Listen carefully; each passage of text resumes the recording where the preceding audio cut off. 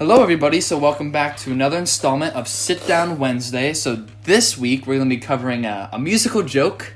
It was written by Mozart and it was published and put out to the world on April Fool's because it just sort of abandons all music theory, especially in the movement 4. The last measure is several different keys and it's just horrible. So what I'm going to do here is the Boston core coin, of course, the core coin that we do all our flips with. Movement 1 and 3 will be the top, and then movement 2 and 4 will be the bottom. And eventually, obviously, I'll switch it to just one on each side. But Isaac, what side do you want? 1 and 3 or 2 and 4? I want 1 and 3, please. Okay, so we'll flip it for you. You got 2 and 4. So now, what do you want? 2 or 2 or 4? And then I'll take 4 on. The heads. Okay, 4 on the heads. You got it. You're 4. Okay. Yeah. So now it's gonna be either 1 and 3 or 2. So Mitchell, let's go with you. 1 or 3 or 2. I'm gonna go with 3. Okay, so that'll be either heads. So we'll flip it. Okay, so now it landed on 1 or 3. So 1. So which side do you want your 3 on? Tails. Tails. Okay. Look at you. You got 3. Yes, Adagio. I love it. I'm not going to be selfish, so Miles, we're left with 1 and 2. So, what side do you want? I want 1. 1 on. Let's see. Tails. Tails? Okay. You have 2. It landed on heads. Ooh, awesome. It's fine. They're all great movements. I think movement 3 or 2 is the ballad that has the violin or the cello go all the way up, and it's just Yeah. It's bad. So what we're gonna do is it will go me, then Miles, then Mitchell got 3rd. Yeah, Mitchell, then Isaac, and then we'll come back and we'll go in that same order to talk about what we thought about each movement. So we'll see you after the tapes. Hello, everybody. So I'm Gavin. I'll be doing movement 1 for a musical joke. Okay, there it started.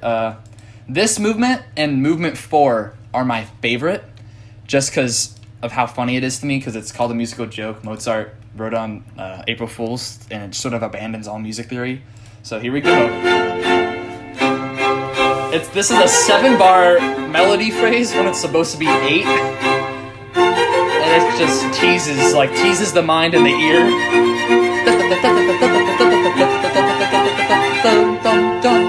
It has some great motifs though, even though it's abandoning tons of music theory. It's like music theory laws and rules. It has such a great melody to it, and it's very repetitive, but it still gets me in the mood, makes me happy. And they make the horns do some crazy things in it with 3-octave apart lip trills. It's weird, and they have the wrong cork thing, and I think that's a movement too.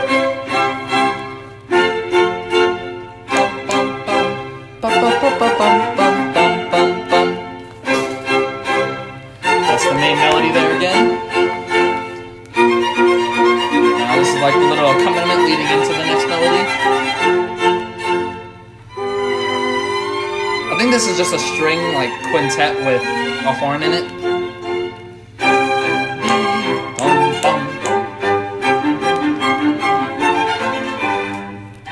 Or a string quartet with a horn, I should say, but oh no, it would be tons of players actually. Hold on, there's 2 violins, 2 violas, 2 horns. And I've only seen 1 bass and 1 cello, so the melody changes here.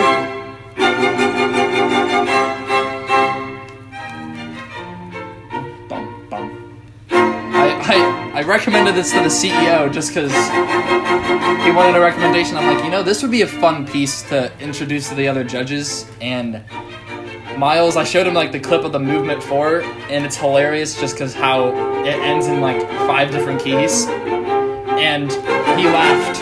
It was great.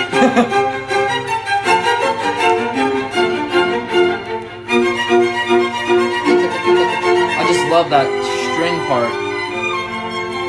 With a little triplet feel. Now here it changes.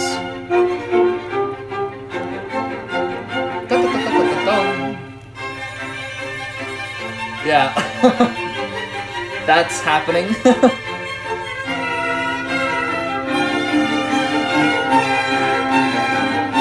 There's so many things. I'm looking at a score right now, and they just had the cello just had to go up there.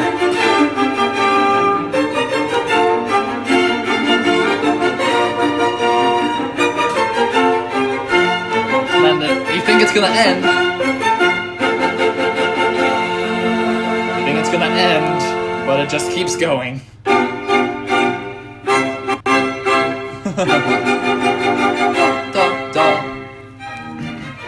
You guys thought it was gonna end there, but it just keeps going.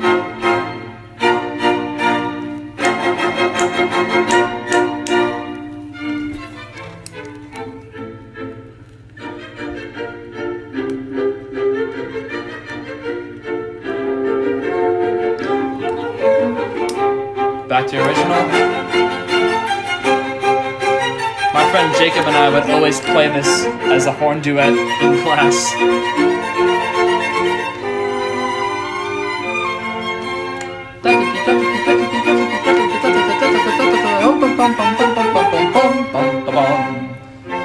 Such a great motif.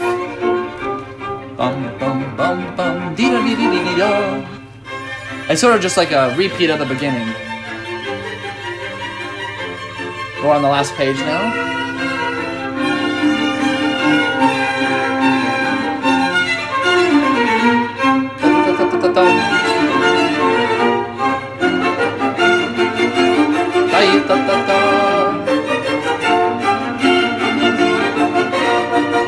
Here we go. Same ending in the middle.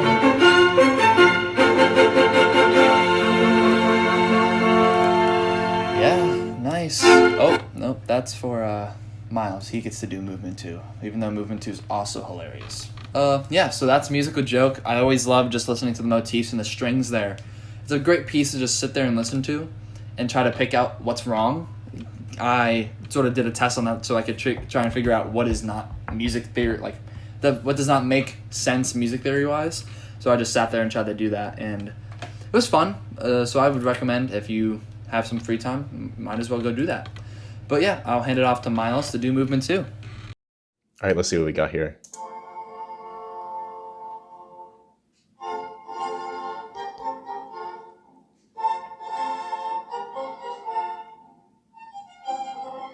This sounds really nice.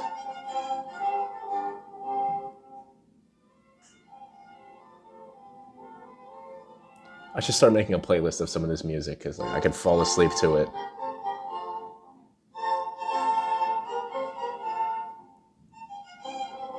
Okay. Yeah.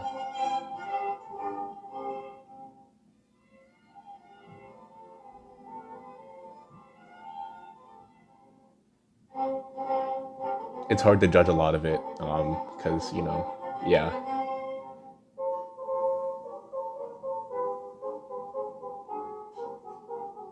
Wait, what the hell?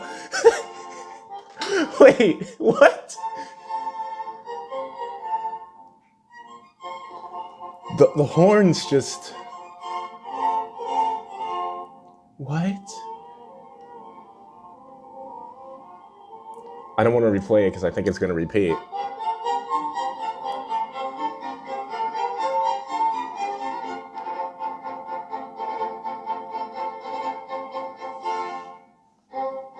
Yeah, it repeats.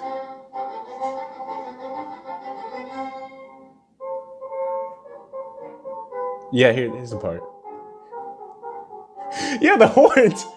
when they go down that octave, it just crashes and burns. That's hilarious.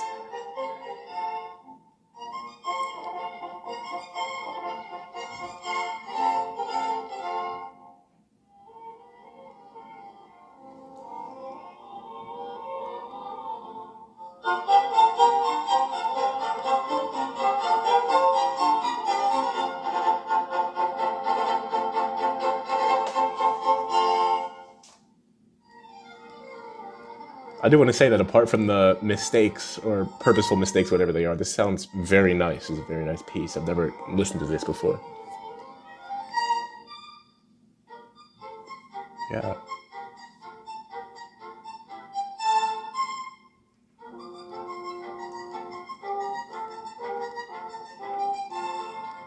That's such a nice use of triplets.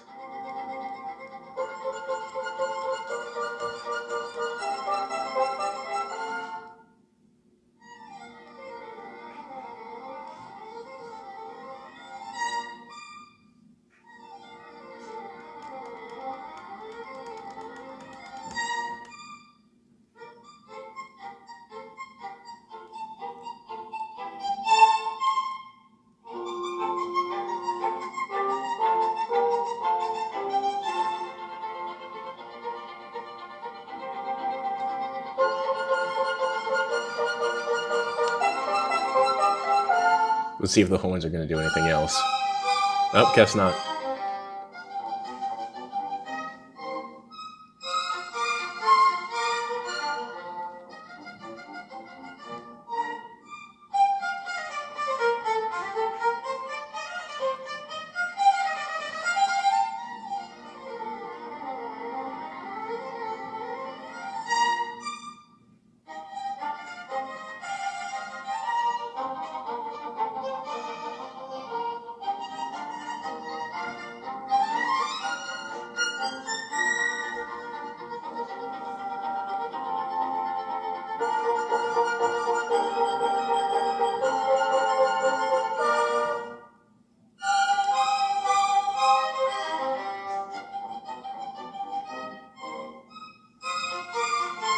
There are a few parts where I can't tell if like it was a purposeful mistake or if it just sounds weird because I don't usually listen to this genre.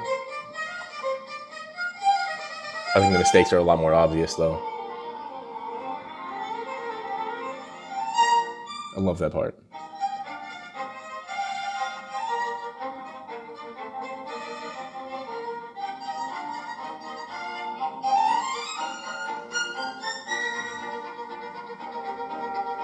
Such a bright mix of rhythms and music. I really like this.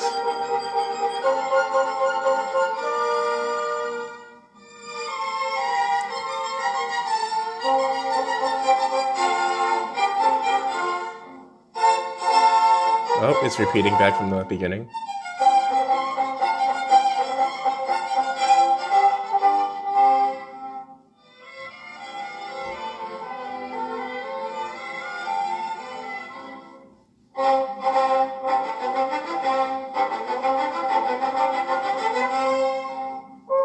Yeah, there it is. The whole section is just a train wreck. I love it.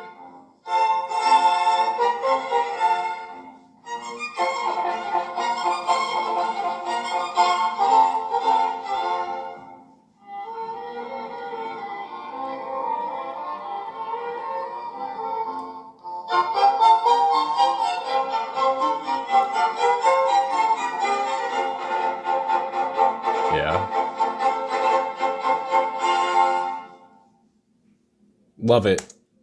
Yeah, again, some of it sounded like it wasn't supposed to be there, but I would not know. I'm not a composer. I merely arrange things sometimes. But yeah, I can tell that part with the horns was definitely meant to crash a lot. So yeah, I love that. It's funny. All right, so we are going to be doing movement 3, the Adagio Cantabile movement of a musical joke. You know, this is going to be interesting because I haven't heard this before. Gavin and Isaac have been hyping it up for me, and they're like, "Oh, you're gonna love this," and I'm like, "All right, fine. Let's see how interesting this is." I'm not that big of a theory nerd, but I do know my way relatively around theory. But let's see what happens.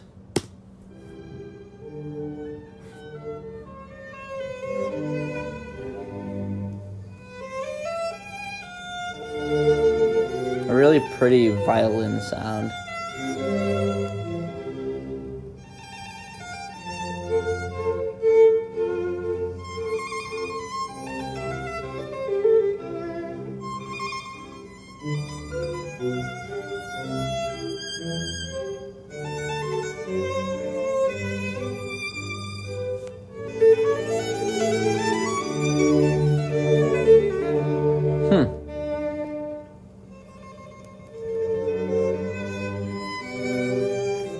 I'm kind of just following along with the violin one part on the screen. It actually has the sheet music, so that's kind of cool.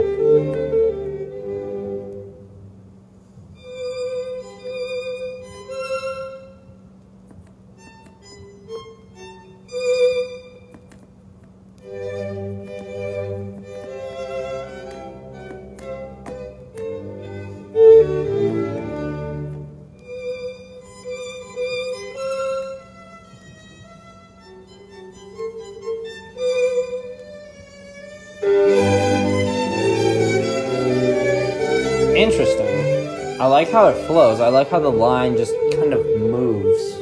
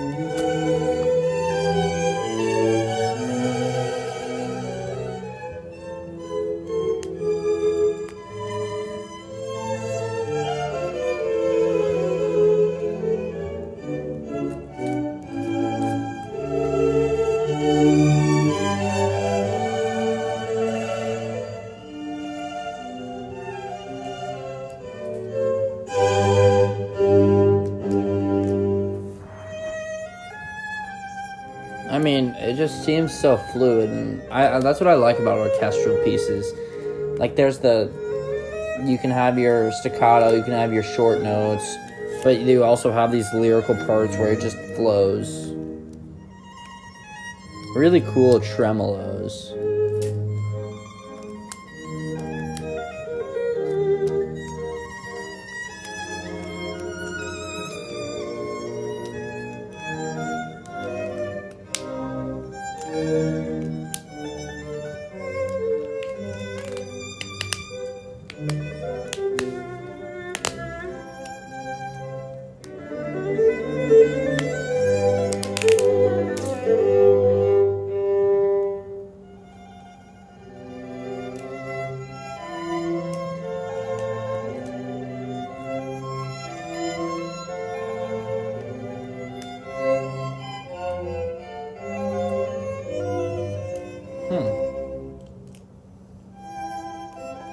And I can obviously assume that this is the ballad.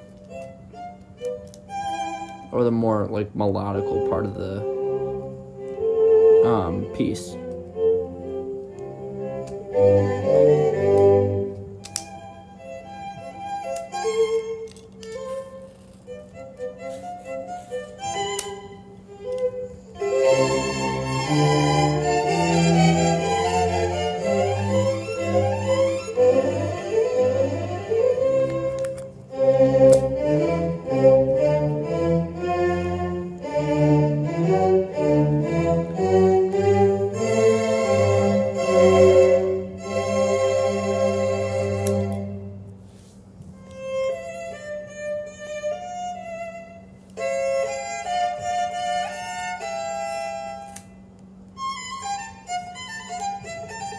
It's a really cool little violin part there, the little descending stuff. Oh, and then the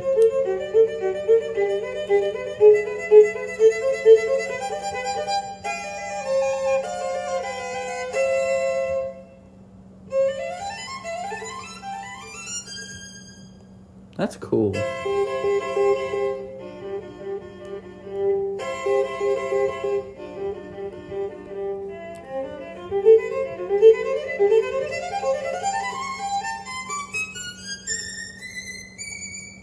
Wow.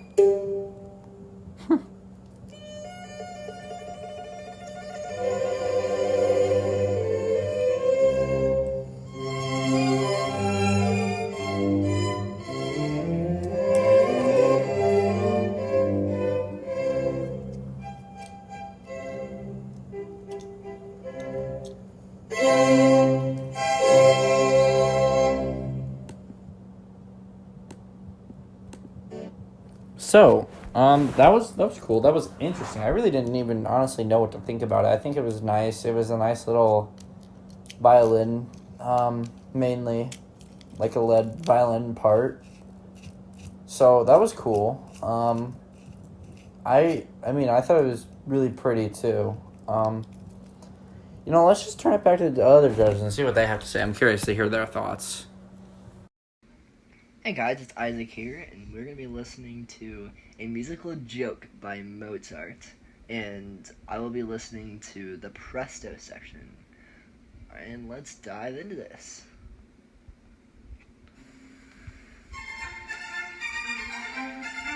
It's a very light section here. We get a little bit bigger, and then we drop back down.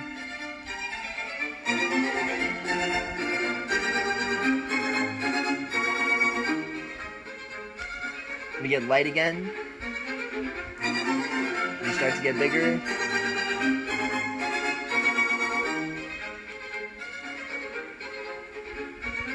Kind of going back and forth from this idea of big and then light and then big and light again.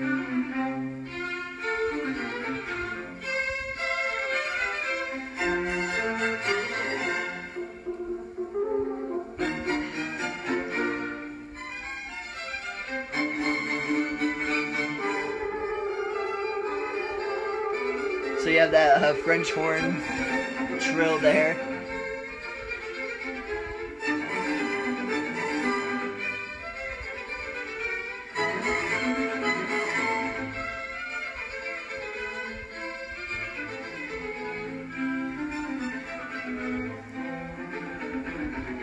So nice pass in the melody, the da da da da da da da.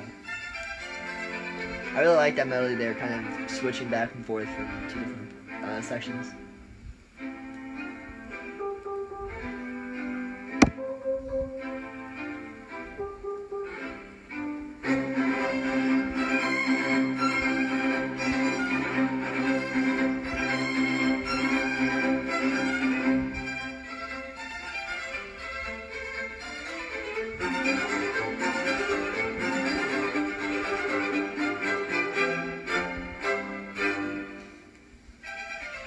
Then we go back to kind of light feel again.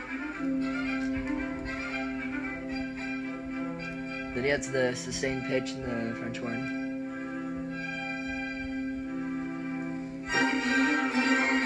Then we come back to faster again.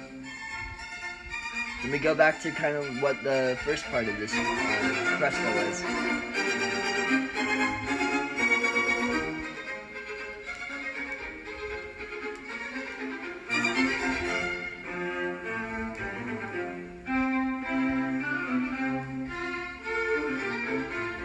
Then you have this melody going from the bottom of the band all the way up. Or, sorry, the orchestra all the way up.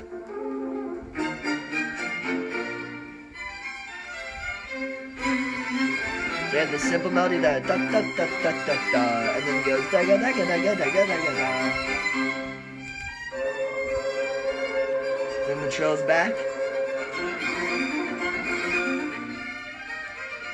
So you don't know that trill is a doubled octave, so it's all the way up above the staff and then all the way below the staff.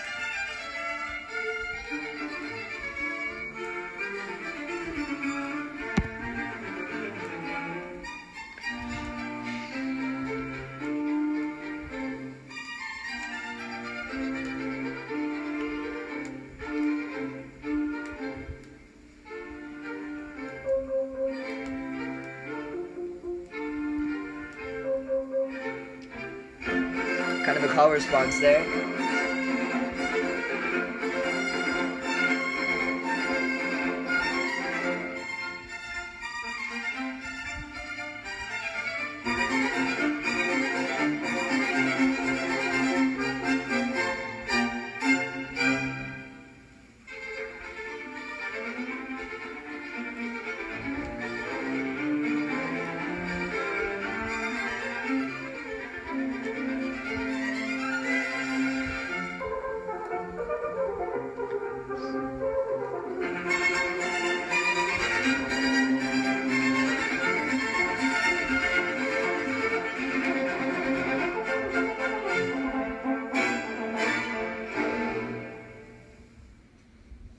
So yeah, so a little bit of a abrupt ending there.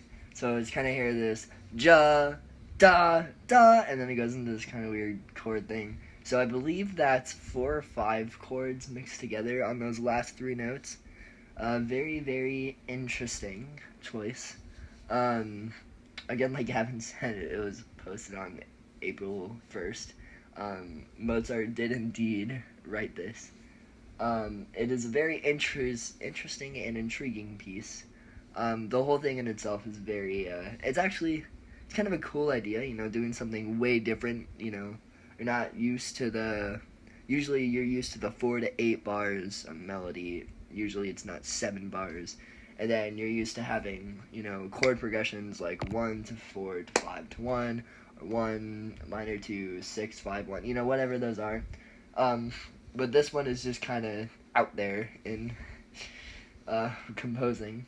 Very, very interesting piece. Really, actually, I kind of like the idea of all the melodies that are in there, and then you still have, like, call and responses, so you still have all these musical ideas. It's just switched around and way different than you ever really think it is. Alright, yeah, so that was my little tape here, and thanks for listening.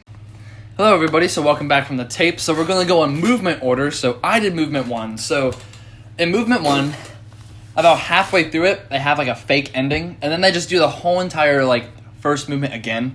So it's just improper use of cadences and just an improper use of the melody. But that's one of the things I pointed out. And also they have these melody phrases in 7 bars instead of like the 8 or 4 or 12 you would see, usually in 4 or 2 bar segments. But it was in 7, so it made everyone feel really uncomfortable. And then they also have like the cello like on a trill like really high, and later in the piece they have the horns doing a double like octave lift trill, which sounds completely like garbage, because that's not a thing you should be doing. But yeah, movement 1, those are the things that are really weird about movement 1. They have a fake ending, and then the same ending occurs later. That it's the same exact thing, but except the horns go and 2 and 3 and 4 and then it goes to movement 2. So speaking of movement 2, I will let Miles speak about his experience on movement 2. So go on ahead. So I couldn't find that much wrong with it. There were some random parts where it would sound like just a random rhythm was like being exposed over the rest of the orchestra. But the one thing I did notice is that there's this one part with the horns descending down this octave, and like every time they play the rhythm, every time they repeat the rhythm, one of them slowly moves off key, and it just turns into an absolute train wreck by the time they finish with the phrase. And I found that so funny because it repeated 3 whole times, and so it was just horns crashing and burning 3 whole times, and I found that absolutely hilarious. That's the rest of the piece is actually really nice. That's called the wrong cork, because like horns used to have corks they put into their instruments and it would change the key. So that's like symbolizing that they forgot to take their cork out and they were playing in the other key. So Mitchell, you go on ahead with movement 3. All right, so movement 3 sounded more lyrical and more of a ballad. So I kind of didn't really say much on my tape, except for the thing at the end, the little the weird string that gave me like the chills. It was spooky. Everything else sounded really beautiful. Like I love how it flowed and like the fluidity of the movement and timing, and just like push and pull, ebb and flow. Mm-hmm. But and then there's at the very end there's that God-forsaken part. It just goes so high and then beep, beep. Oh, no. Stop it. Is that all your comments It's for like nails 3? on a chalkboard. Is that all your comments for 3? Yeah. Okay, go on ahead, Isaac, with 4. My other favorite movement. Yes. So it's kind of like the first movement. You have the double octave French horn trill, and that's a goodie. Or sorry, a horn trill, not French trill, horn trill.